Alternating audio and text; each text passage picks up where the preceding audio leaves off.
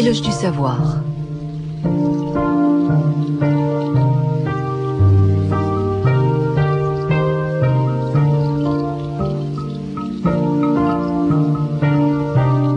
La conférence que vous allez entendre a été donnée par René Girard à la Bibliothèque nationale de France le lundi 21 octobre 2002 dans le cadre d'une série de 3 soirées soutenues par la Fondation Del Duca consacrée à la question du sacrifice. Dans cette première conférence, René Girard nous présente la manière dont l'anthropologie moderne aborde le problème crucial du sacrifice, dont l'omniprésence sanglante dans les sociétés anciennes et primitives reste une énigme. Je suis très heureux d'être avec vous et je vais vous parler d'un sujet au fond un peu pas difficile, précisément parce que je vais le traiter en amateur. Je ne suis pas spécialiste de l'Inde ancienne, védique, et je vais parler du point de vue, bien entendu, de mes sujets. Et puis, en France, nous avons un gros avantage si nous nous intéressons à ces écrits très obscurs, au fond, qui s'appellent les brahmanas. Les brahmanas comme brahman, A-S au bout, et c'est un mot masculin, je crois. Et les brahmanas, ce sont les grands commentaires védiques sur le sacrifice. Les Védas, ce sont les écritures de l'Inde ancienne, et d'ailleurs qui restent présentes dans l'hindouisme moderne, mais il y a quand même une rupture assez sérieuse. Et alors, dans le premier groupe, il y a le Rig Veda et les Védas les plus connus. Et les brahmanas font partie d'un second groupe qui a été généralement très mal vu. D'abord, il n'y a absolument rien pour les amateurs de spiritualité orientale, ce genre de choses.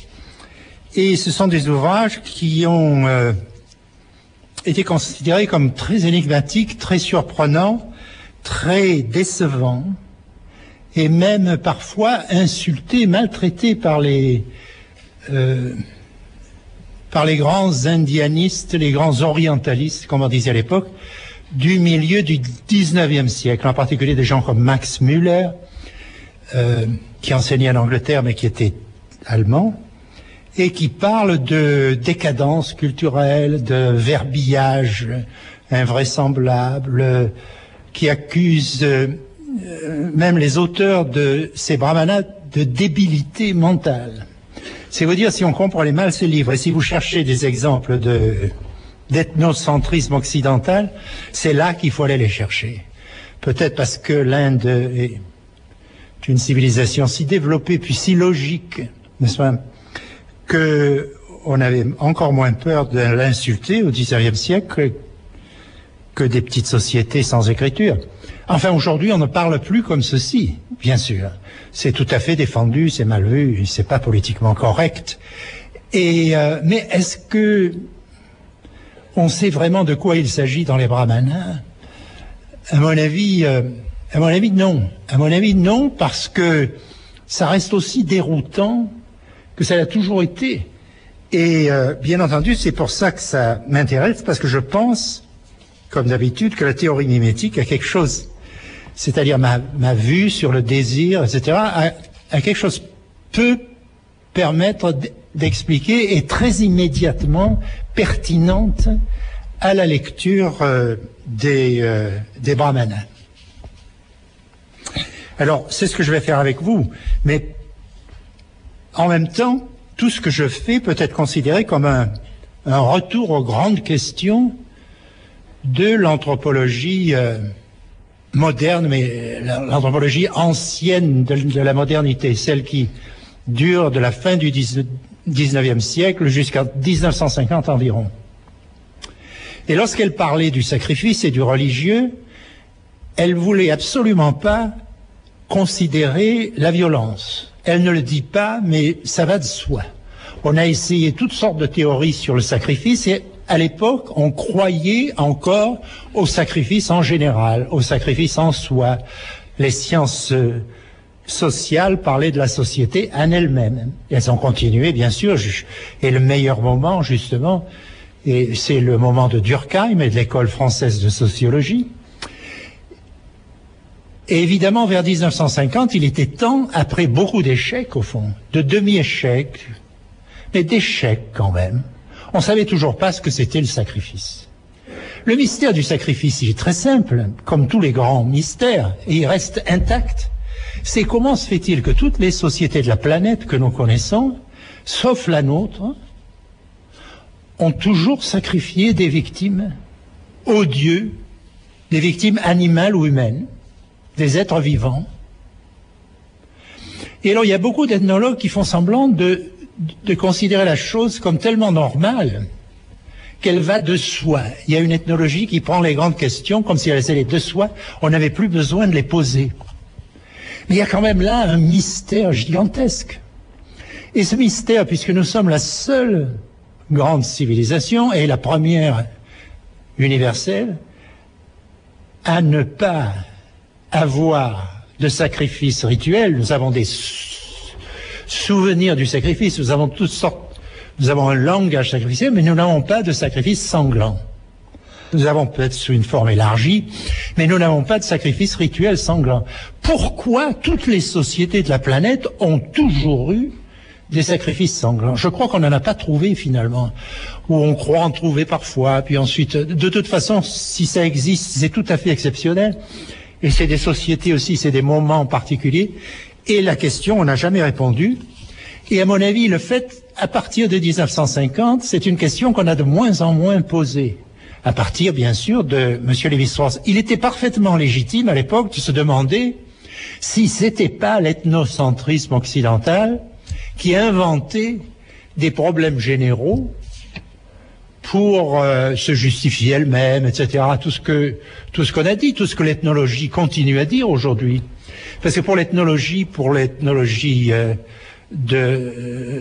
du dernier demi-siècle, il n'y a de la violence au fond que dans le monde occidental. C'est assez justifié sur le plan de la quantité, sur le plan de l'importance que ça a pour nous, sur le plan de l'avenir de notre civilisation qui est menacée par la violence. Mais il est bien évident que la violence n'a pas commencé avec. Et la violence existait justement avant nous, partout, dans des sociétés plus ordonnées que la nôtre. Elle existait essentiellement, elle existait toujours, pas essentiellement, parce qu'il y avait aussi beaucoup de guerres, mais elle existait dans le religieux. Et nous ne savons pas pourquoi. Vous voyez, parce que si vous prenez Durkheim, qui à mon avis est le plus grand théoricien de l'ethnologie, au niveau mondial, il a dit le religieux et la société, c'est la même chose. Tout le monde lui en a voulu, hein. Les chrétiens ont pensé que c'était une manœuvre antichrétienne. Évidemment, Durkheim n'était pas chrétien. Mais les antichrétiens, souvent, ont cru que Durkheim était une espèce de mystique.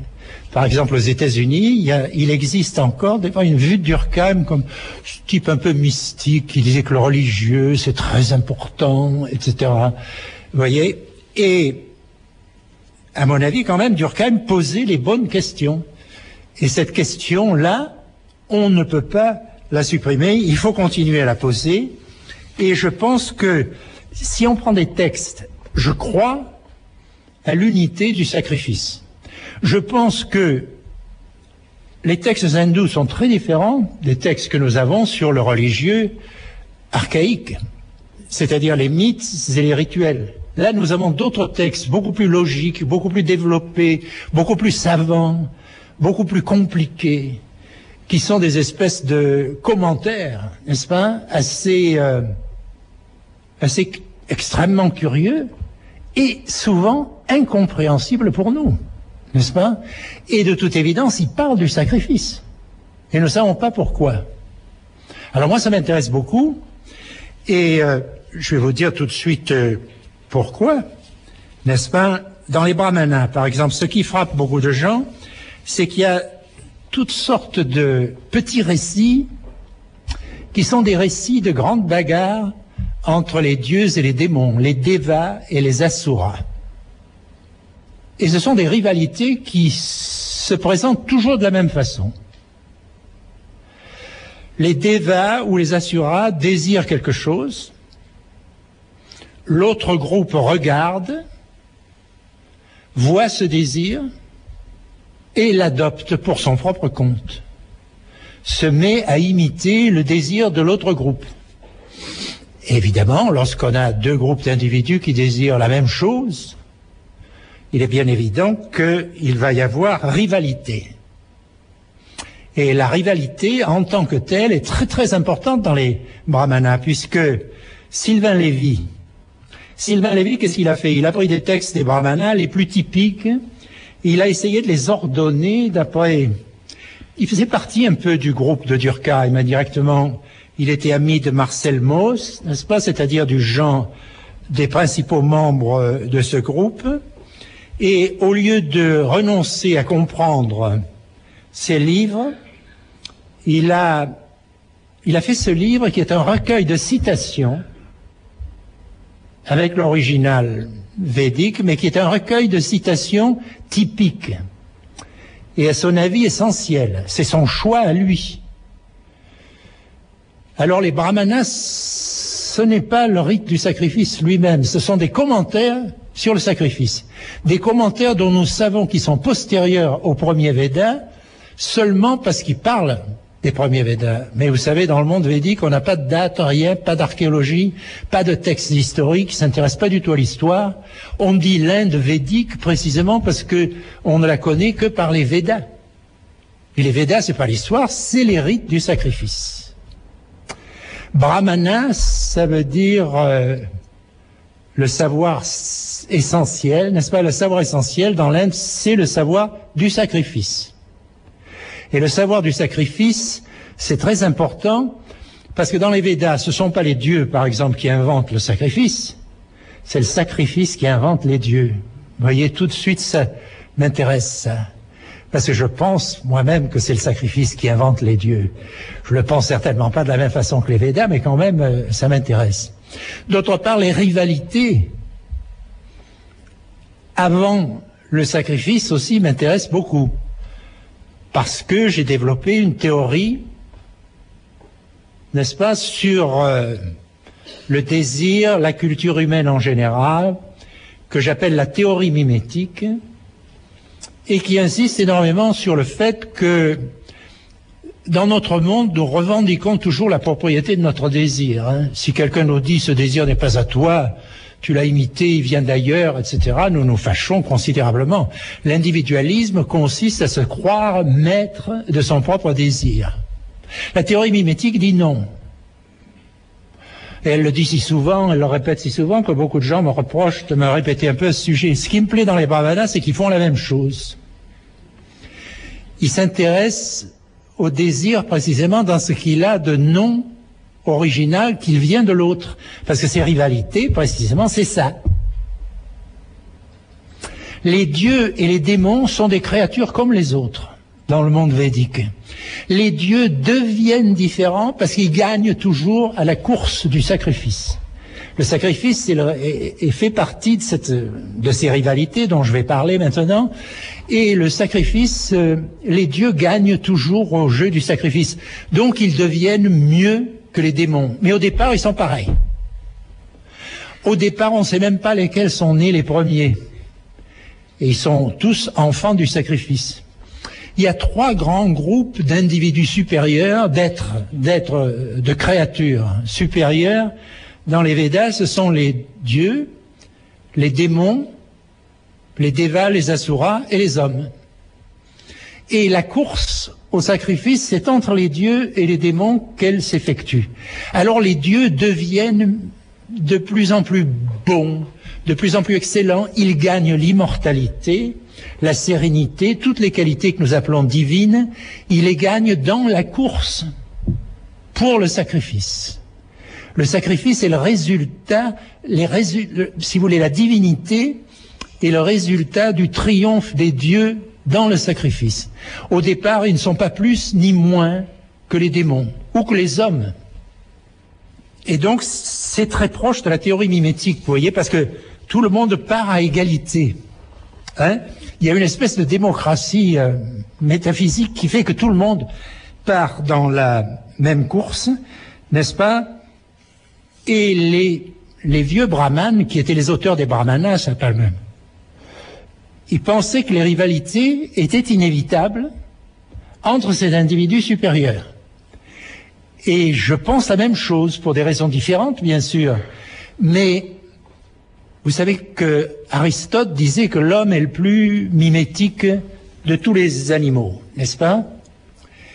Mais ce qu'Aristote n'a pas vu, ce sont les conséquences conflictuelles, rivalitaires de cette situation. Nous savons que les hommes sont très mimétiques, ils s'imitent les uns les autres, n'est-ce pas? Mais ils s'imitent les uns les autres, non seulement dans les habitudes quotidiennes, dans les grimaces qu'ils font, etc., mais dans les projets qu'ils ont, dans le désir. La dimension, ce qu'on appelle la dimension sociale du désir, n'est-ce pas? Eh bien, elle est évidemment liée à l'autre. Qu'est-ce qui fait la différence entre les appétits animaux et le désir? Et le plus souvent, on répondra, le désir a un objet singulier. L'homme est capable, il aime telle ou telle femme et non telle autre, une femme déterminée. L'appétit sexuel peut se satisfaire avec n'importe quelle femelle, etc. Les appétits animaux sont assez faciles. C'est d'ailleurs pourquoi les animaux s'entendent plutôt mieux que les hommes.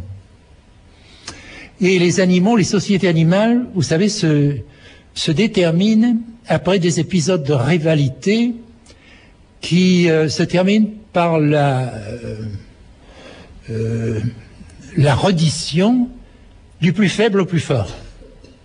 On peut penser que le seuil de l'hominisation, c'est le moment où le mimétisme devient si fort que les hommes ne peuvent plus reconnaître leur faiblesse, qu'ils se battent jusqu'au bout, qu'ils se tuent les uns les autres, n'est-ce pas?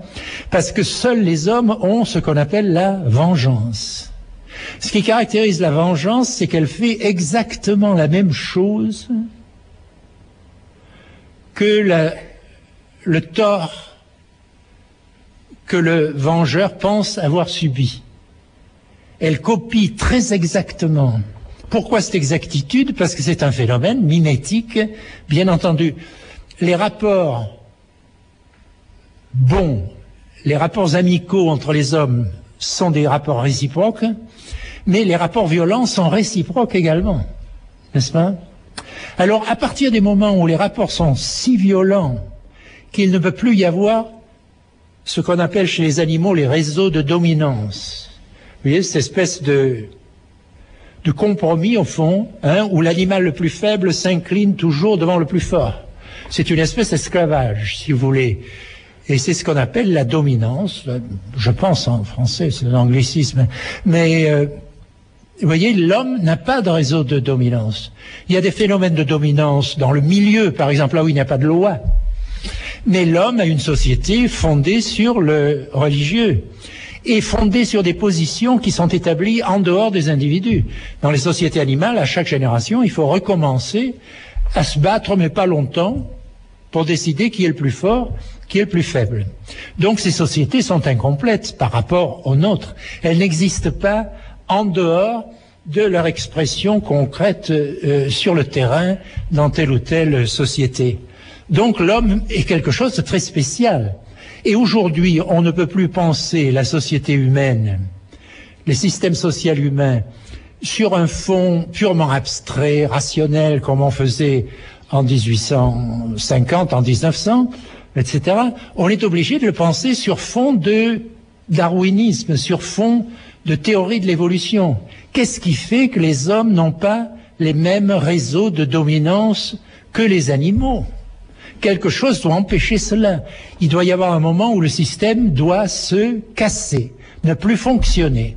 Et je pense que c'est le seuil où la violence mimétique devient trop forte pour être contenue à l'intérieur de la communauté. Je parle toujours de l'intérieur d'une même communauté ici, n'est-ce pas, par le système animal. Donc il est vrai de dire jusqu'à un certain point que l'homme est plus violent que tous les animaux.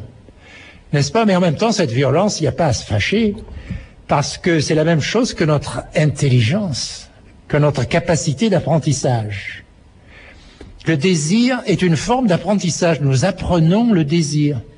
Nous ne savons pas, au départ, que désirer, et c'est toujours l'autre ou la société, l'opinion publique, mais souvent un individu particulier qui nous l'apprend. Avec cet individu particulier, nos relations sont particulièrement dangereuses. car l'imitation fervente se transforme très facilement en haine farouche du rival. Le modèle devient rival. Le modèle chez l'homme devient très facilement rival. Par conséquent, la société humaine, le groupe humain est exposé à des dangers considérables. Peut-être ces dangers sont tels que s'il n'y avait pas quelque chose pour arrêter les rivalités mimétiques, les rivalités des gens qui désirent la même chose, comme les dieux et les démons chez les hindous, peut-être s'il n'y avait pas cela, n'est-ce pas, il n'y aurait pas d'humanité. D'une certaine manière, c'est ce que disent, à mon avis, les brahmanas. Les brahmanas disent secrètement, nous sommes obligés de parler de ces rivalités, parce que ce sont ces rivalités qui conduisent à l'événement fondamental pour l'être humain, qui est le sacrifice. Si vous regardez ces rivalités, c'est ce qu'on devrait se dire d'abord, elles se terminent toujours par le sacrifice. Et il y a du suspense, d'ailleurs, en ce sens que le sacrifice vient parfois très tard. Ça dure, ça continue, et les brahmanas aiment bien souligner le fait que le désir augmente avec la rivalité, que le désir devient vraiment désir plénier, désir complet, à partir du moment où ces rivalités deviennent de pire en pire. Je vais vous donner un exemple tout de suite. C'est un texte, vous verrez la longueur de ces petits textes. Les dieux et les démons issus de Prajapati, Prajapati c'est le dieu créateur, mais vous verrez c'est le sacrifice, étaient en rivalité. Or, la terre hésitait, elle était vacillante. Comme il fait d'une feuille de lotus, le vent agitait la terre. Elle allait tantôt près des dieux, tantôt près des démons. Comme elle venait près des dieux, ils dirent « Allons, consolidons cette terre pour en faire un point d'appui. » Vous allez voir ce que ça veut dire. Une fois affermis et stables, établissons-y les feux du sacrifice. Dans l'Inde, ce qui est absolument essentiel, ce sont les feux du sacrifice qui sont toujours là. J'en parle pas parce que je ne vais pas parler du rituel proprement dit, mais de l'origine du sacrifice et de sa signification. Faisons donc un sacrifice.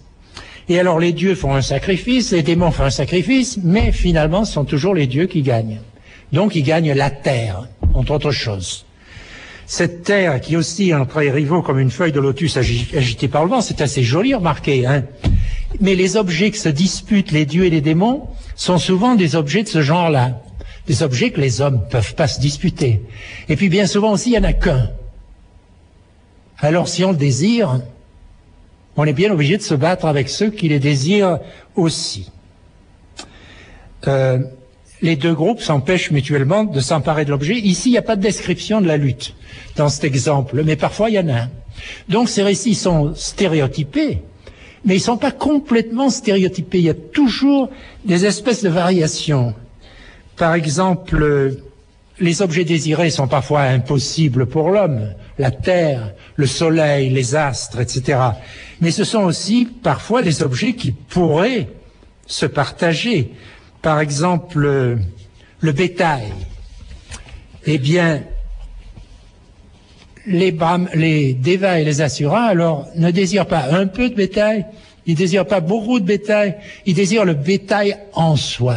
Ils désirent l'abstraction, le bétail en tant que tel, n'est-ce pas? Et ils peuvent pas le partager.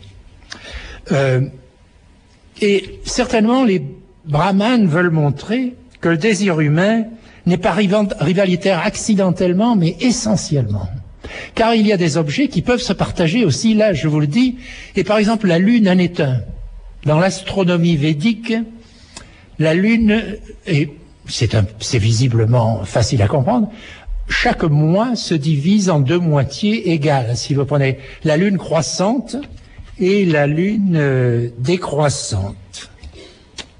Et alors, le grand dieu du sacrifice, voulant éviter les rivalités, ou tout au moins c'est ce que nous dit le texte ici, a décidé d'assigner la lune croissante aux dieux, la décroissante aux Asuras, pour empêcher la bataille.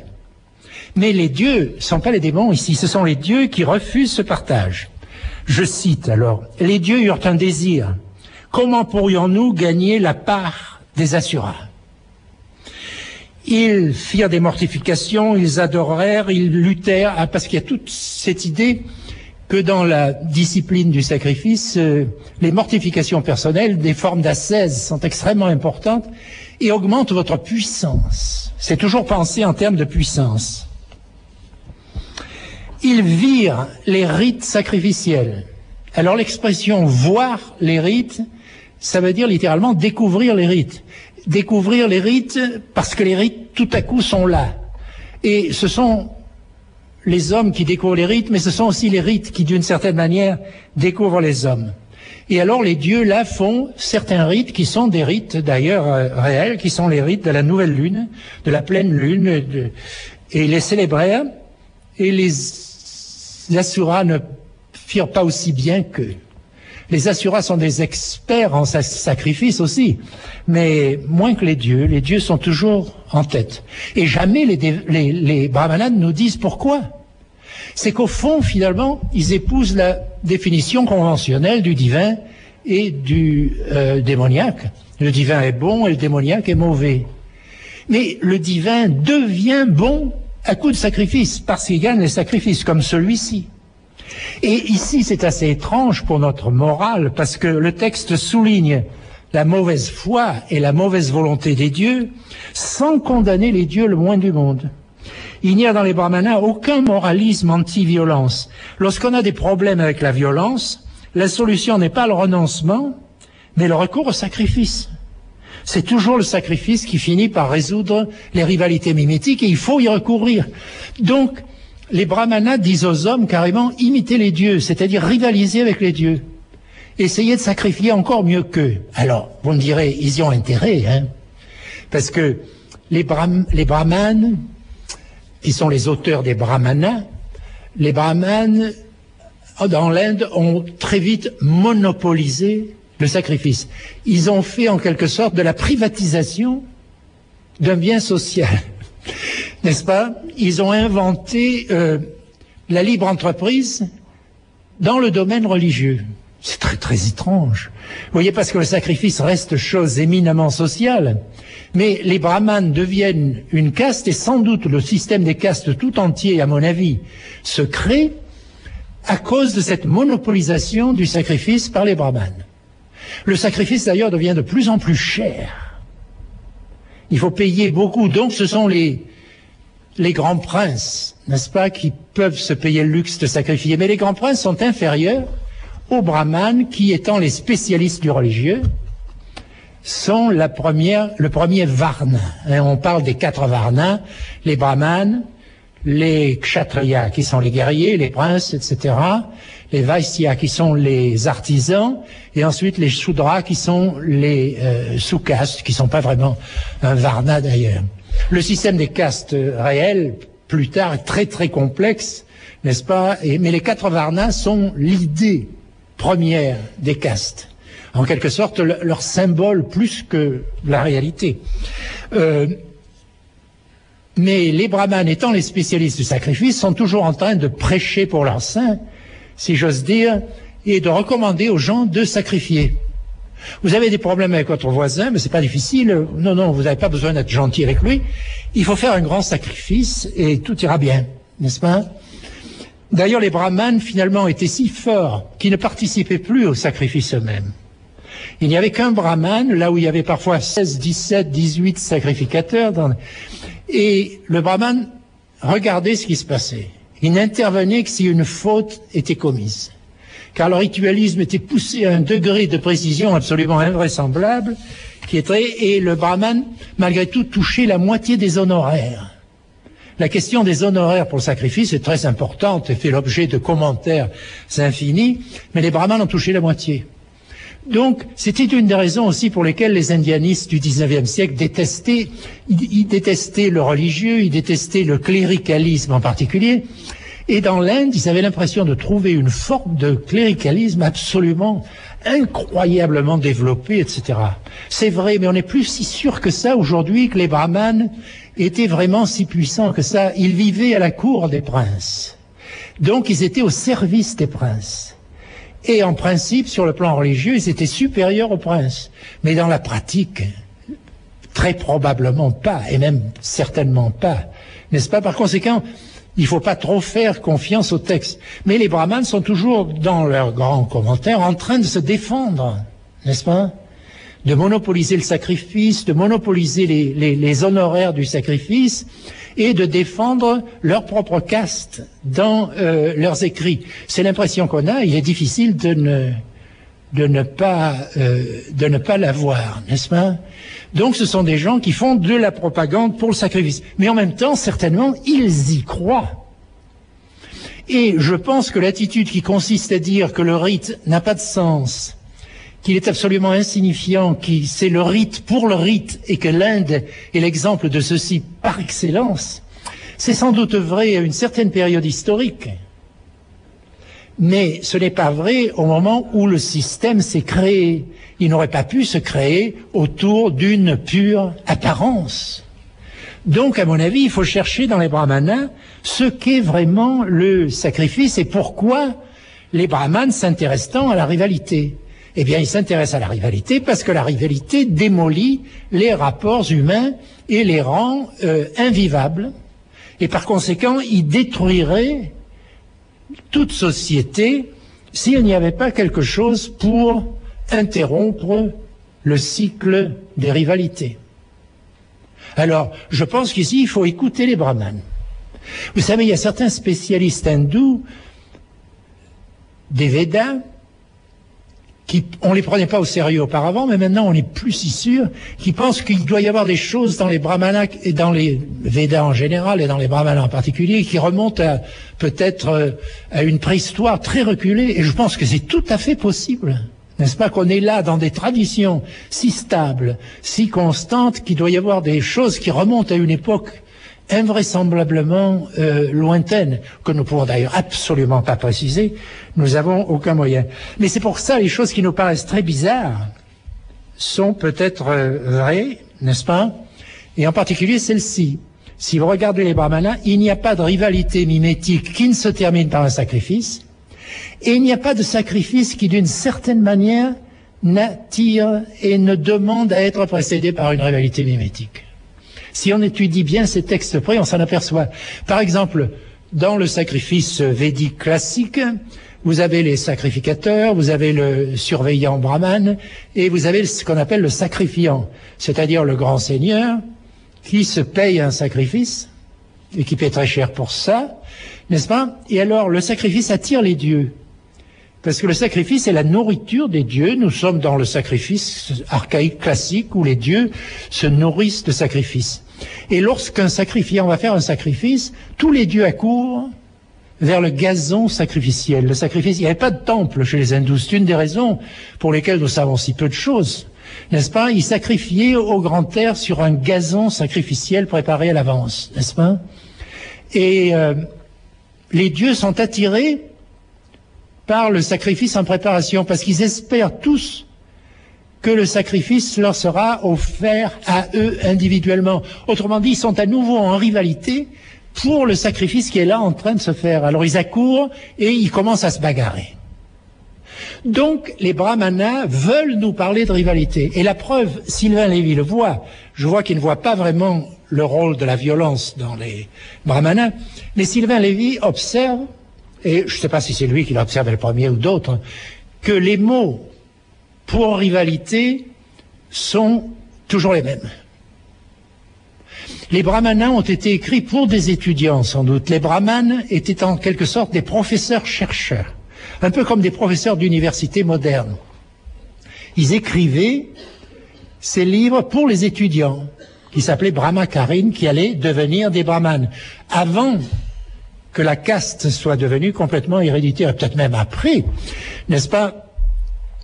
Mais, si vous voulez, on apprenait, les rites étaient si compliqués qu'il fallait des études sérieuses, n'est-ce pas? Et aussi on apprenait en même temps la théorie du sacrifice qui était là. Donc les brahmanes sont peut-être les premiers chercheurs au sens moderne du terme, au sens universitaire, académique. C'est pas étonnant qu'ils aient tant irrité les grands orientalistes du XIXe siècle, qui étaient eux-mêmes des professeurs beaucoup plus, comment dirais-je, beaucoup plus haut socialement que les professeurs d'université ne le sont aujourd'hui, mais pas aussi haut que les brahmanes qui se considèrent égaux des dieux. Des dieux parachevés, des dieux qui sont à la tête du peloton, n'est-ce pas, dans la course. Vous voyez? Par conséquent, les textes brahmaniques sont d'une importance intellectuelle considérable parce que il s'agit de savoir ce qu'ils veulent dire. Je pense que le schème que nous avons dans les brahmanas, ces rivalités entre les dieux et les démons, sont la même chose que la crise qui commence dans les mythes et qui se termine par le sacrifice. Les brahmanas nous expliquent davantage ce dont il s'agit. Les hommes, à cause de leurs désirs, entrent en rivalité. Toujours, partout. Là, ce sont les dieux et les démons. Ce pourraient être les hommes. Je ne crois pas qu'il faille voir les dieux et les démons comme des allégories vraiment des hommes. Les dieux et les démons sont d'autres créatures qui sont pour l'homme des modèles. Donc il faut prendre les dieux pour modèle, non pas dans l'esprit où le christianisme nous dit qu'il faut prendre le Christ pour modèle, c'est-à-dire dans un esprit de non-violence, mais au contraire, il faut imiter la violence qui mène au sacrifice et profiter du sacrifice. Faire des sacrifices si excellents, si bien menés, si parfaitement ritualisés, qu'ils nous donneront la victoire et qui nous apporteront les brahmanas vous disent par exemple que l'homme peut-être pourrait s'immortaliser comme les dieux. Vous voyez? Donc, c'est toujours, si vous voulez, la volonté de multiplier les sacrifices. Dans les grands textes védiques eux-mêmes, est-ce qu'il y a ce qu'on appelle un mythe fondateur? C'est-à-dire un mythe qui nous parlerait du sacrifice en soi, qui nous parlerait du sacrifice fondateur, du premier sacrifice? Eh bien, il y en a. Il y en a dans les brahmanas, dont je vous parlerai demain. Mais il y en a un plus ancien, dans le Rig Veda, qui est d'ailleurs le texte le plus connu du Rig Veda. C'est l'hymne 90 du 10e livre. Le Rig Veda, ce sont des hymnes sacrificiels, bien entendu, mais qui sont beaucoup plus poétiques que les brahmanas, et sans doute beaucoup plus anciens, n'est-ce pas? Mais alors le Rig Veda, si vous voulez, cet hymne s'appelle l'hymne Purusha. Et Purusha, dans l'Inde, dans la langue moderne et depuis des siècles, ça veut dire tout simplement l'homme. Mais dans le texte du Rig Veda, c'est un homme primordial. C'est la victime du premier sacrifice. Et c'est un géant extraordinaire puisqu'il a 1000 têtes, il a 1000 yeux, 1000 pieds, couvrant la terre de part en part, il la dépasse encore de 10 doigts. Je cite ici la traduction de Louis Renou, qui était le grand indianiste français de la génération précédente. Et alors des mythes fondateurs où il y a des géants, comme ça, qui sont sacrifiés, un sacrifice primordial, il y en a d'autres. En Mésopotamie, Marduk, ça ressemble un peu à ça. Mais en Chine, il y en a un. Dans la mythologie germanique, il y en a un. On peut même pas les classer par zone ethnique ou linguistique, etc. On peut pas dire c'est un phénomène arien, etc. À mon avis, c'est un phénomène fondamental. On trouve des mythes qui nous parlent du premier sacrifice. Pourquoi Purusha est-il un géant si formidable, si immense, qui dépasse, couvrant la terre de part en part, il la dépasse encore de 10 doigts? Parce que le sacrifice est créateur. Et alors Purusha est à la fois victime et symbole du sacrifice, et même sacrificateur, mais pas dans l'hymne Purusha qui est là, mais il est, nous le verrons demain, dans les textes des brahmanas. Aucun autre, alors, si vous voulez, les relativistes actuels ont raison de dire qu'aucun autre mythe n'est exactement comme celui de Purusha. D'abord, il n'est pas écrit en langue védique et il est différent. Mais il y en a qui ressemblent beaucoup quand même. Et là, on retrouve certains traits fondamentaux du phénomène dont je vous ai parlé. Par exemple, après avoir décrit Purusha, comme je viens de le faire, ce qui n'est pas une description très réaliste et il est très difficile de visualiser, comme on dit en anglais, Purusha à partir de cette description, n'est-ce pas? Mais après, il y a le premier sacrifice, et alors je vous lis la strophe. Sur le gazon sacré, c'est-à-dire le gazon qui a été préparé à l'avance pour le sacrifice, ils aspergèrent l'homme. Il y avait des tas de libations d'abord et d'asperges. C'est-à-dire le sacrifice qui était né aux origines. Par lui, les dieux, ainsi que les saints et les voyants, accomplirent le sacrifice. Donc, qu'est-ce qu'il y a? Sur quoi insiste le texte ici? Sur le caractère collectif du sacrifice. Sacrifice collectif. Autrement dit, on ne dit pas, ce mythe est très ritualisé, très serein, très irénique. Il est très loin de ses points de départ. Plus les mythes avancent, plus ils ont tendance à subir leur propre effet, c'est-à-dire à se ritualiser. La violence dans les rites tend à diminuer, va toujours diminuant. Ce qui, à mon avis, est la preuve que les rites, d'ailleurs, sont efficaces. Que le sacrifice diminue la violence. Enfin, c'est une preuve, il faudrait démontrer ceci. Mais ici, malgré tout, nous avons des indications très importantes. Tous les êtres qui existaient avant le monde, si l'on peut dire, les saints, les voyants, les dieux accomplirent le sacrifice. Ils étaient quand même déjà plus ou moins créés, mais ils sont multiples. Et tout ce à quoi on peut penser, c'est ces voyants sont des personnages appelés les Rsi, qui sont très complexes et qui sont aussi les égaux des dieux. J'aurais dû les mentionner tout à l'heure, mais ils ne jouent plus aucun rôle après les premiers sacrifices. Et alors, c'est un meurtre spectaculaire. Et si vous regardez, la multiplicité des sacrificateurs, donc, est très importante, mais aussi ce qui va suivre. Parce que, alors de ce sacrifice, tout jaillit. Et la culture ici n'est pas vraiment distinguée de la nature. De ce sacrifice jaillissent jaillissent les animaux qui sont dans l'air, ceux du désert, ceux des villes. De ce sacrifice natirent les strophes, les mélodies sacrificielles, les maîtres, c'est-à-dire la poésie védique, c'est-à-dire le texte même que nous lisons, ainsi que les formules liturgiques. De ce sacrifice naquirent aussi les chevaux et toutes bêtes à double rangée de dents, les vaches aussi en naquirent, ainsi que les chèvres et les brebis. Ici, les bêtes sont mentionnées dans l'ordre hiérarchique du védisme. Les chevaux sont premiers, les vaches sacrées sont secondes, et les chèvres et les brebis sont troisièmes, en dignité. Quand ils eurent démembré le Purusha, alors, tout à coup, ce verbe, est étrange à côté. C'est le verbe qui signifie démembrer ou dépecer. Quand ils eurent démembré Purusha, comment en distribuèrent-ils les parts? Que devient sa bouche? Que devinrent ses bras, ses cuisses, ses pieds? Quel nom reçurent-ils? La nomination est très importante. La forme et le nom viennent du sacrifice. Sa bouche devint le brahman. Parfois c'est sa tête. Le guerrier fut le produit de ses bras. Ses cuisses furent l'artisan, de ses pieds naquit le serviteur. Autrement dit, les 4 varnas sont créés par le sacrifice. Mais vous voyez que chaque varna est un morceau de Purusha. Et Purusha a été démembré, dépecé. Ce qui est un peu bizarre, étant donné l'atmosphère que nous avons d'abord d'une cérémonie complètement ritualisée, qui est déjà ritualisée depuis toujours, qui existe en quelque sorte en soi.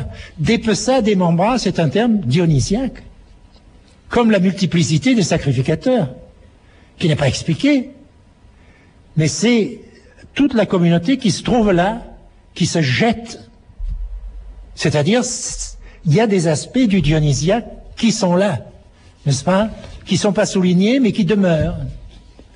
Et qui me donne à penser, si vous voulez, qu'on a affaire à un texte qui a été modifié, nous ne savons pas combien de fois, n'est-ce pas, mais qui part fondamentalement du phénomène dont je vous ai parlé, que je considère comme réellement fondateur du sacrifice.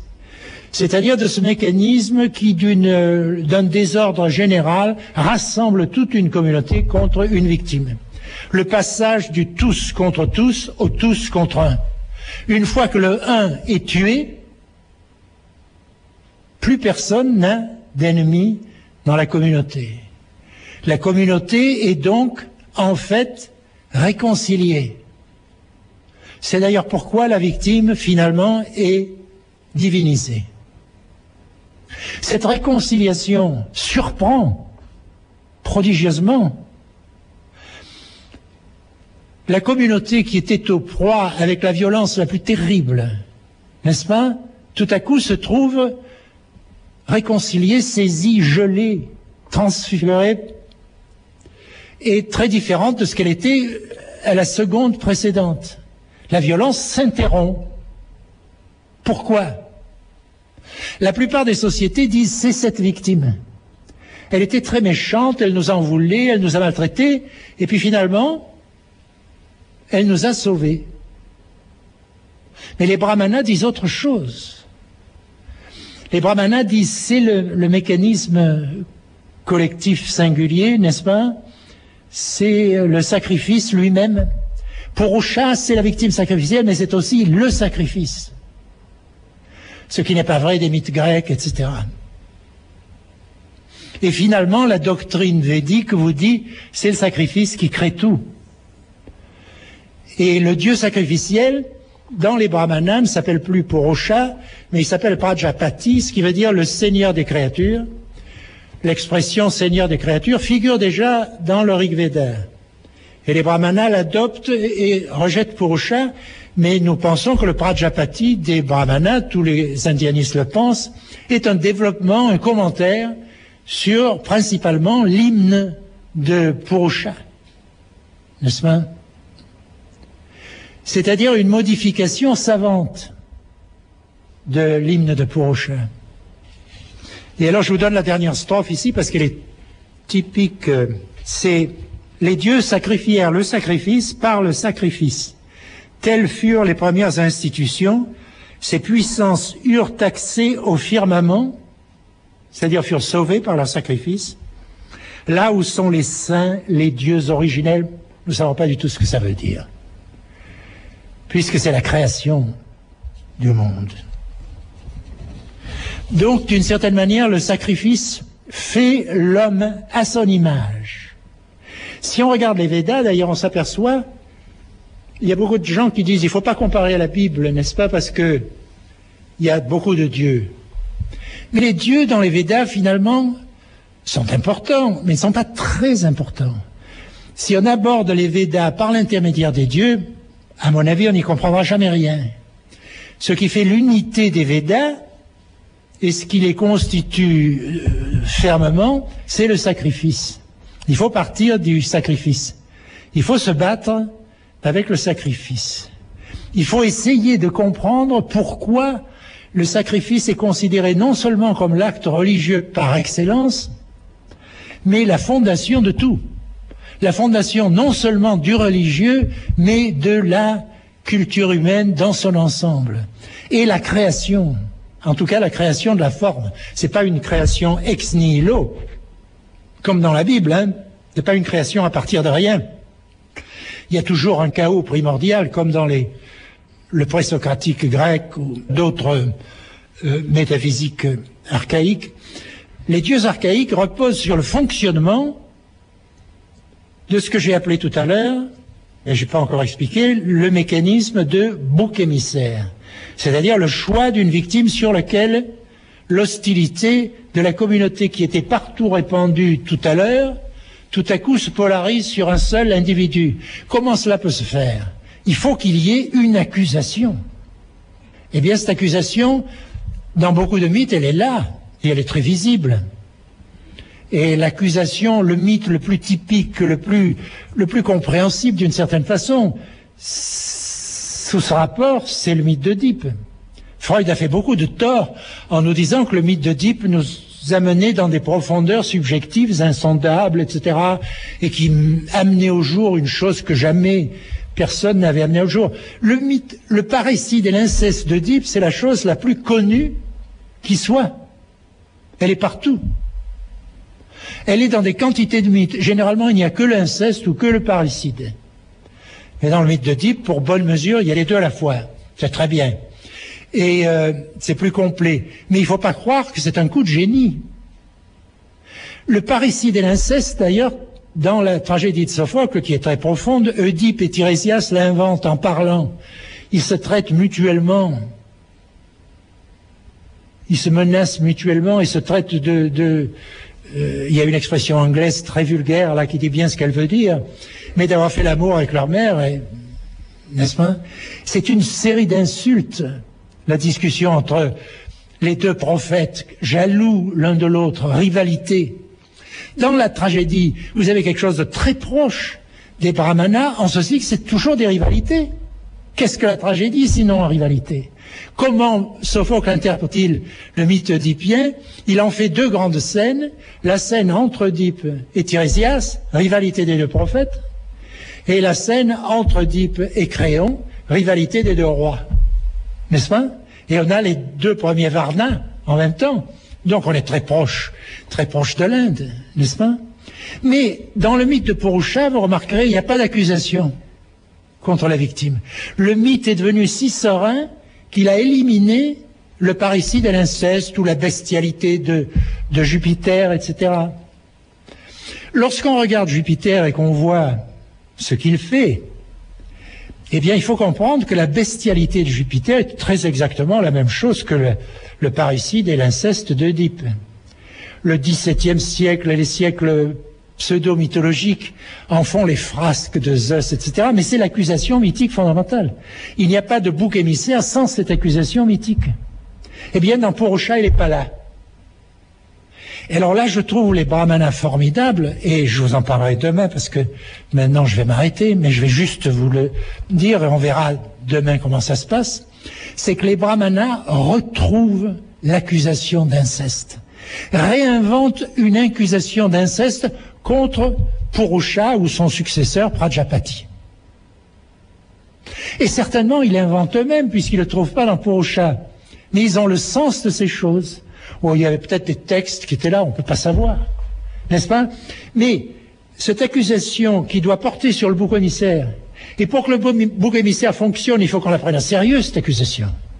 Autrement dit, il ne faut pas qu'on croie que le parricide et l'inceste d'Oedipe, c'est une accusation en l'air, etc. Il faut qu'on croie qu'Oedipe est vraiment coupable pour l'expulser et pour être guéri de la peste. Dans le cas de Purusha, même chose, mais nous n'avons pas ça. Eh bien, je vous montrerai ça demain, les brahmanas le restituent, le réinventent, ce qui vous montre leur profondeur extraordinaire. Comme s'ils avaient lu le mythe d'Oedipe ou les mythes dionysiaques quelconques.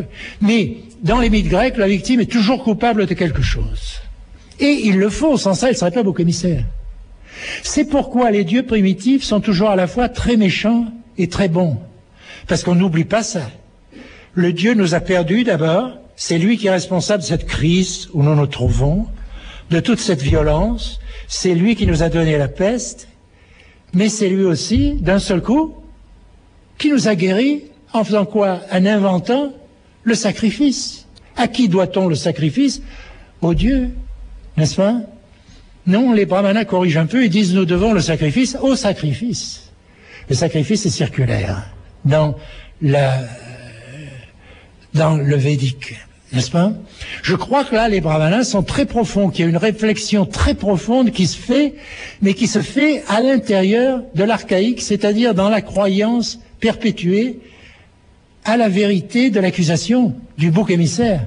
C'est pourquoi les brahmanas vont la restituer, cette accusation. Ils vont accuser Purusha, Prajapati d'inceste. Comment pourront-ils faire ça, puisque c'est la première créature, hein? Eh bien, je vais m'arrêter maintenant et je vous dirai la chose demain.